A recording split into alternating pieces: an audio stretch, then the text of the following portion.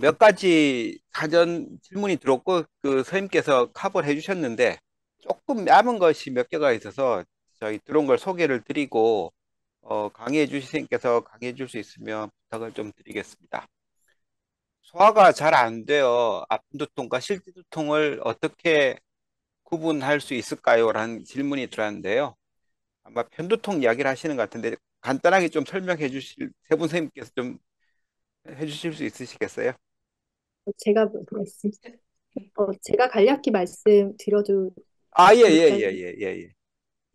네, 아마 조금 차이가 있을 것 같기는 한데, 그냥 소화가 잘 안 되는 그 증상 자체가 이 편두통의 진단 기준이기 때문에 편두통의 한 형태로 머리만 아픈 게 아니고 소화가 안 되고 속이 토할 것 같은 그런 증상으로 오는 경우도 있고, 아니면 지금 겨울에도 지금 엄청 유행을 하고 있는 증상 중에서 노로바이러스나 아니면 여름에 많이 유행하는 장바이러스 같은 경우에는 주 증상이 위장 증상의 장염인데도 불구하고 두통이 아주 심한 그런 감염성 질환이긴 하거든요. 그래서 어, 만약에 이 환자가 급성기 감염증의 질환을 보이면서 한 3일에서 일주일 안에 그러니까 시작과 끝이 있는 감염증의 증상을 보이면서 소화가 안 되고 두통이 된다면 그거는 장염 중에서 두통을 잘 동반하는 급성기 감염증이고 그게 아니고 이제 두통이 생길 때마다 소화가 안 되는 증상들이 계속 동반이 되는데 그 기준이 앞서 말씀 주신 그 편두통의 기준에 합당하다 그러면 이제 만성 반복 두통 중에 편두통이 하나지 않을까 그렇게 생각이 됩니다. 아, 예. 성인은 이제 그 소화에서 안 되는 가장 편통이 가장 많고 한 90, 한 80%가 병원을 방문하는 두통 환자들이 80% 편통이고 편두통이 이제 항상 오해가 있어서 한쪽 머리 아픈 게 편통이라고 하는데 이게라고 알고 계시지만 이제 사실은 가장 흔한 증상은 속이 미식거린다, 울렁거린다, 체한다 그런 증상이라고 하는데 소화도 좀 그러신가요? 소화편통인 경우에서도 자주 미식거리는 그런 것들이 중요한 증상이신가요? 네, 저희 소아에서도 네네. 이런 울렁거리고 미식거린다 이런 증상들이 실제로 문헌에서도 그렇고 제가 네. 외래에서 이렇게 봤을 때도 그런 환자들이 꽤 많았습니다. 예. 아마 비슷할 거라고 생각이 됩니다. 또 다른 하나는 저희가 이제 저는 성인 신경과 의사인데, 두통 환자들은 약을 빨리 먹어라. 그렇게 이야기를, 저희들 항상 이야기를 하고 있거든요. 근데 여기 와서는 많은 선생님께서 고민을 하시는 게 약을 안 먹을 건가? 자연치료법을 할 것이냐?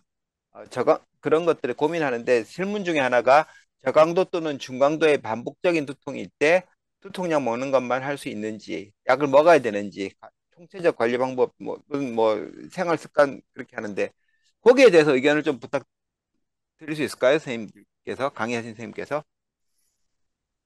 이게 제가 말씀을 드리면 예, 아까 그 권혜원 선생님께서 좀 말씀하신 부분도 좀 이렇게 오버랩이 되는데 예, 그 약물 치료 말고 어쨌든 어쨌든 아주 그냥 막 길게 설명 안 하더라도 아주 상식적으로 그냥 규칙적이고 건강한 생활을 하면은 두통엔 도움이 된다. 이제 이렇게 저는 뭐 이렇게 설명을 예, 드리고 그 다음은 저강도 또는 중강도 그러니까 심하지는 않다는 게 지금 포인트일까요? 이 질문이? 네네네. 만약에 자주 있고 약한 두통. 예, 네, 근데 약한 두통인데 저는 그 진료 어떤 약물 치료의 포인트가 일단은 빈도인데 빈도가 굉장히 많다. 아니 빈도가 많으면은 예방적 치료를 선택을 하고 근데 빈도가 그렇게 많지가 않다. 그러면 그 증상이 있을 때 에피소딕 할 때 그 진통제 같은 그런 약물 치료를 선택을 하거든요. 근데 여기서 저강도, 중강도 근데 반복적이다. 굉장히 빈도가 높다. 근데 어쨌든 이것 때문에 뭐 일상생활, 뭐 공부든 아니면 학교든 이런 학원이든 이런 생활을 하는데 자꾸 빠져야 되거나 하기가 힘들다. 그러면 저는 예방약을 선택을 합니다. 그리고 보호자분들한테도 그 그러니까 진통제를 많이 먹는 거에 대해서는 주의를 주는데 뭐 예방약을 뭐 그렇게 막 아낄 필요는 없다. 저는 그렇게 말씀을 드립니다.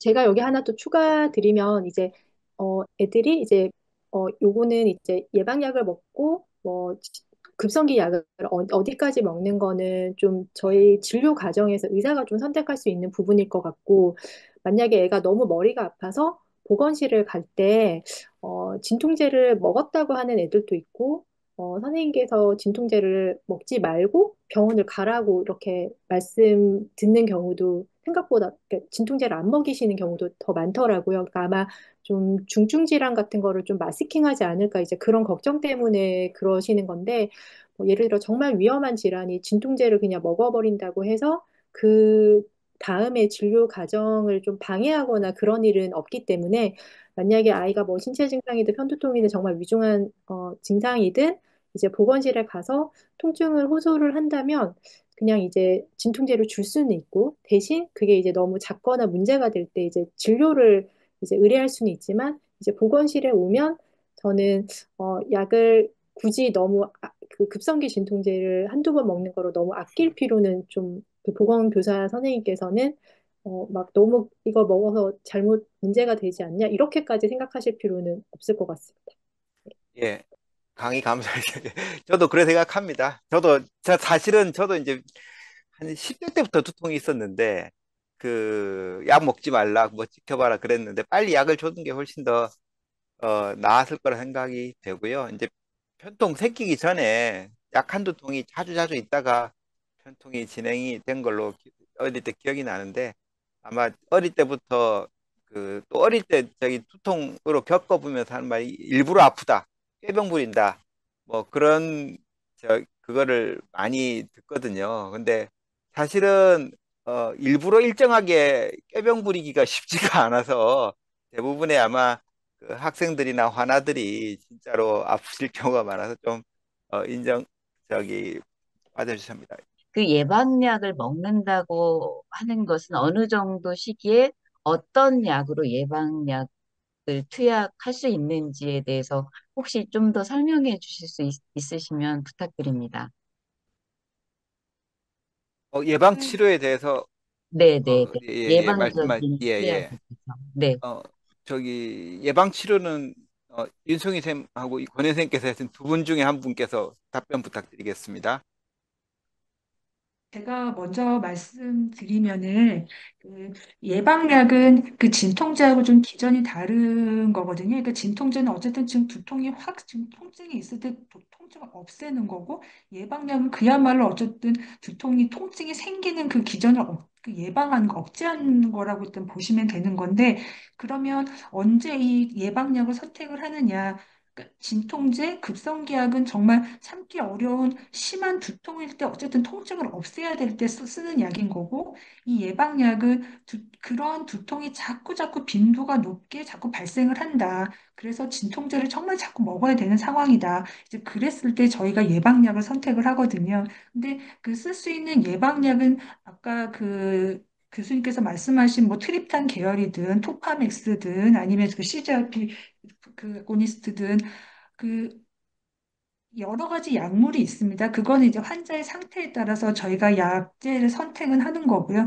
근데 이제 가장 예방약을 선택하는 데 있어서 중요한 것은 빈도고, 그 빈도 플러스 그 빈도에 의해서 일상생활에 지장을 받는다. 그랬을 때 저희가 그 약을 씁니다. 그리고 또 아까 말씀드린 것처럼 약을 그냥 아끼거나 그냥 그저 참는 게 능사가 아닌 게, 자꾸 그렇게 그냥 참고 했을 때는 오히려 만성 두통이 되면서 나중에는 뭐 진통제든 예방약이든 잘 듣지 않는 그런 상황이 될 수가 있기 때문에, 그래서 약을 뭐 그렇게 아끼지는 말자 이제 이렇게 말씀드린 겁니다. 그래서 저는 이 선택을 할 때 그 빈도하고 일상생활에서의 지장이 얼마나 있는지 그걸로 선택을 합니다. 그럼 그 빈도가 얼마냐, 뭐 예방약을 선택할 수 있는 그런 두통의 빈도가 얼마냐, 이거는 문항마다 사실 조금씩 다릅니다. 근데 어, 아주 그 느슨하게는 일주일에 한 번, 아니면은 보통은 한 일주일에 두 번, 이렇게 보통은 많이 그 문헌 그 사이 횟수로 많이 나오거든요. 그래서 저도 그 횟수를 보고 선택을 합니다. 오늘 이 바쁘신 중에도 좋은 강의해 주신 여러 선생님들, 그리고 바쁘신 시간 중에서도 어, 생각보다 훨씬 많은 선생님들이 오셔가지고요. 저희도 깜짝 놀랐고, 또 많은 두통의 실제 이제 두통 치료에 도움이 되었으면 하고, 앞으로도 이러한 소아두통, 학생두통에 대해서 지속적인 웹미팅을 가지도록 하겠습니다. 예, 다시 한번 참여해 주셔서 감사하고요. 오늘 강의는 이걸로 마치겠습니다. 감사합니다.